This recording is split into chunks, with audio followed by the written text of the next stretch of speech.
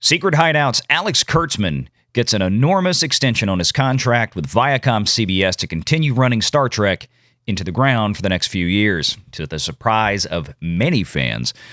And then further on that note, as we get closer to October, what could a contract extension like this and some other recent news tell us about Miss Kennedy over at Lucasfilm? Let's find out.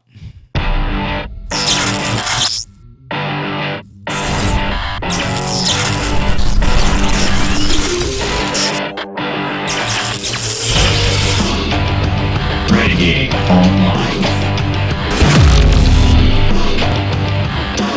So yesterday morning, Sunday morning, around 9 o'clock Central, we were treated to this unwelcome news that Alex Kurtzman of Secret Hideout would be continuing to run Star Trek for Viacom CBS.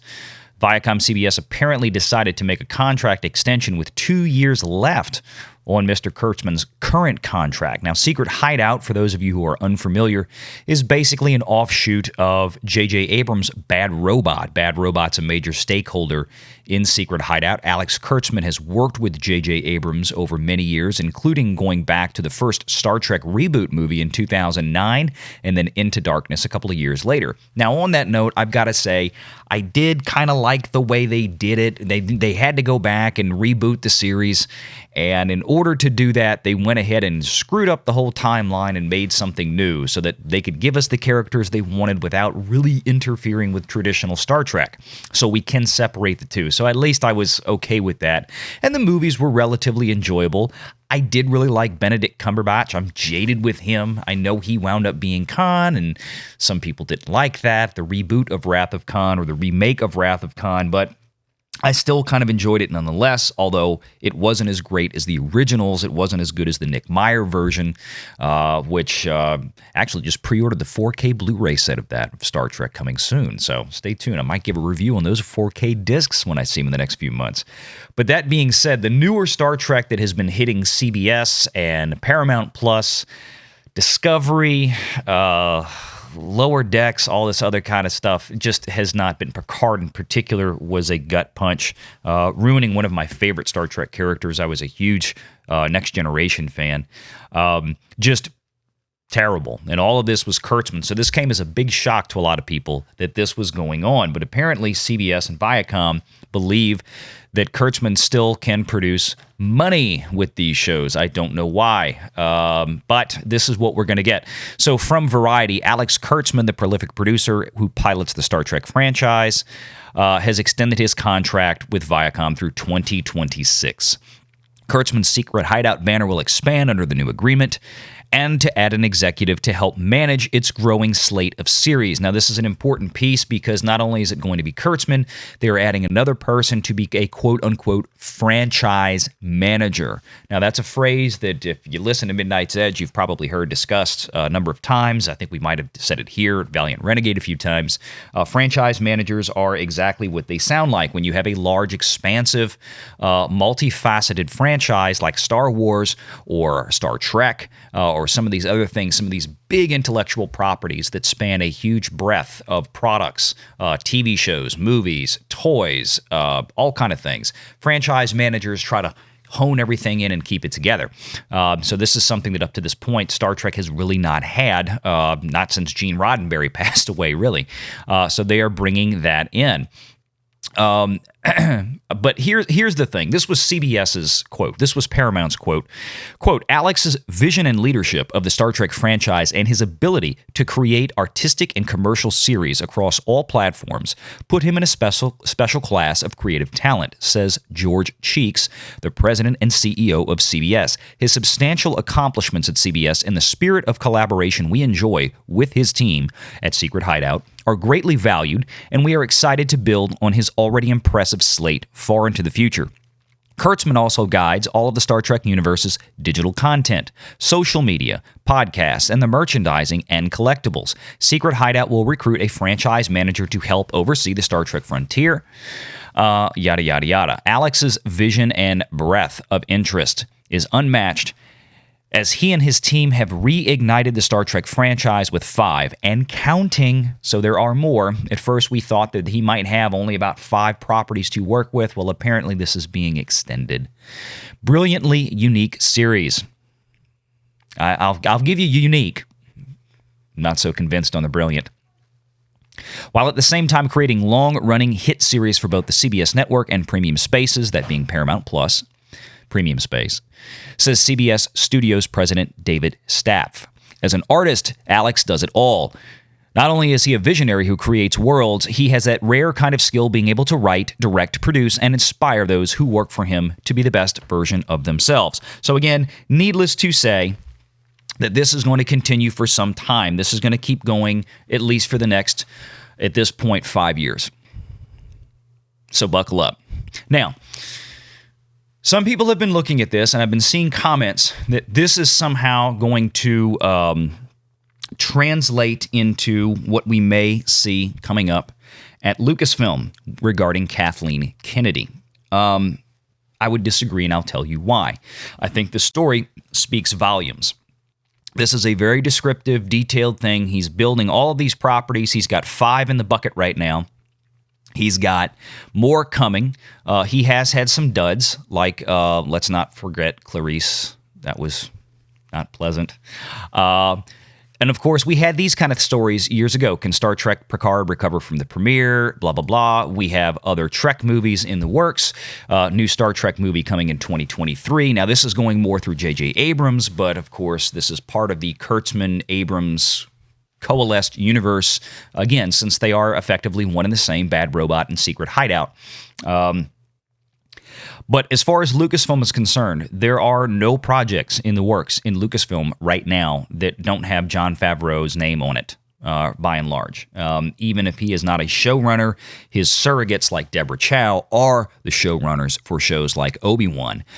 Yes, we have the Patty Jenkins movie, but I don't see Kennedy being terribly involved in that either. She is focused on Indy 5 right now, and hopefully Mr. Ford is recovering and will be able to get back on the set soon if he's not already. So we'll see how that one goes. But the difference here is, the fact that Kennedy does not have a boatload of projects that are, if we take CBS Viacom at their word, it's quote-unquote successful. We don't have that right now over at Star Wars, at Lucasfilm. Also, Alex Kurtzman's contract, apparently Paramount, Viacom, CBS was so enamored with this, or at least so worried that they would lose him and they didn't want to mess up what they had. Now, maybe it's not making a bunch of money. Maybe it's just treading water. Maybe they're hoping it gets better, but at least they're not losing any money. Again, this is my speculation. Or maybe it is being very successful right now. We just can't tell.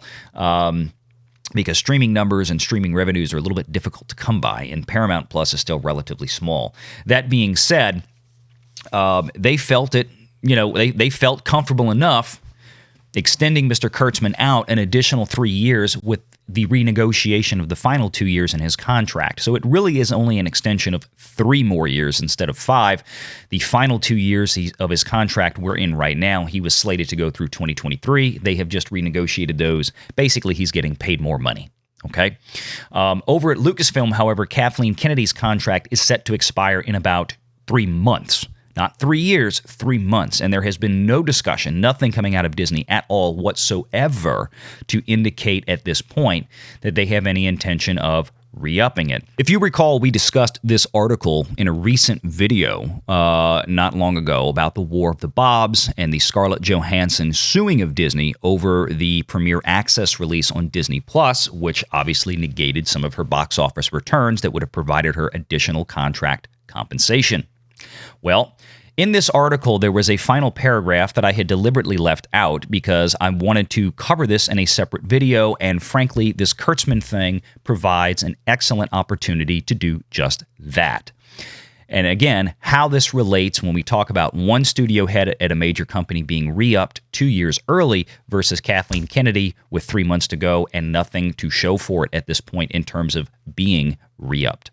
One rumor going around Disney is that Bob Chapek plans to stop putting executives on multi-year employment contracts to get greater flexibility to hire and fire, a sign of how he may be seeking to put a bigger stamp on the company. The studio executive also predicted the studio executive they're referring to is their unnamed source inside Disney. The studio executive also predicted Bob Chapek had planned some restructuring at the company this fall. Some of Iger's closest lieutenants, the public relations consigliere Zena Mucha and the general counsel Alan Braverman, are hitting the exits, which will give Chapek more freedom to alter Disney's power structures. Disney is working to replace Mucha and using the opportunity to overhaul its corporate communication strategy, two sources told Insider. Again, Chapek plans to stop having multi-year employment contracts on their top executives. Well, who do you think he's talking about? One of the reasons that Disney is in the pickle it's in right now with Star Wars, obviously, is because each time Kathleen Kennedy was renewed, it was for 3 years. And the second time she was renewed in 2018 was smack in the middle of the trilogy going forward, and I can kind of understand from one perspective they don't want to change horses in the middle of a race, although clearly it was the wrong decision. We can say that now with hindsight of 2020. That being said, there is no financial reason, there's no good business reason to re-up her now in 2021. And obviously, whoever they put in place, they do not want to tie their hands to this person at Lucasfilm for 2 or 3 or 4 plus years. Even if it is somebody like a Mohsen Gupta, which we speculated on earlier this year, which was a Disney Lucasfilm hire back in January, a chief financial officer of sorts, basically a shadow CEO to Miss Kennedy, if you will, somebody who is financially and business-wise capable of running Lucasfilm Studios while leaving the creative executive control to people like Jon Favreau and Dave Filoni, who months later we learned had been named as the executive creative director. Surprise, surprise. I don't think they want to tie Ms. Gupta up for more than a year. If she doesn't work out, they want to be able to change the horses, because with these kind of executives, if you terminate their contracts early, somebody like Ms. Kennedy, it's going to cost Disney a fortune to buy that contract out. This is what Chapek is looking to avoid. And it's not just Lucasfilm, I'm sure it's other executive positions as well. But when we're talking about that level of executive in a company of tens of thousands of employees, we're really talking about comparably a few dozen, including people like Ms. Kennedy or Kevin Feige, folks like this. So in any case, hope that imparts some good information to you guys. Star Trek is dead. It doesn't look like it's coming back anytime soon, at least nothing new. We can still love the Star Trek that we've had for years, all the way up and through at least Star Trek VI, The Undiscovered Country. My favorite, along with Wrath of Khan, the great Nicholas Meyers writing and directing. Still one of my favorite movies ever. So leave a comment. Love to hear what your thoughts are below. Make sure you're liked and subscribe. Hit that notification bell. Please do share out this video on social media, Facebook, Twitter, Instagram, whatever you like. And I thank you for being here. And until next time, take care.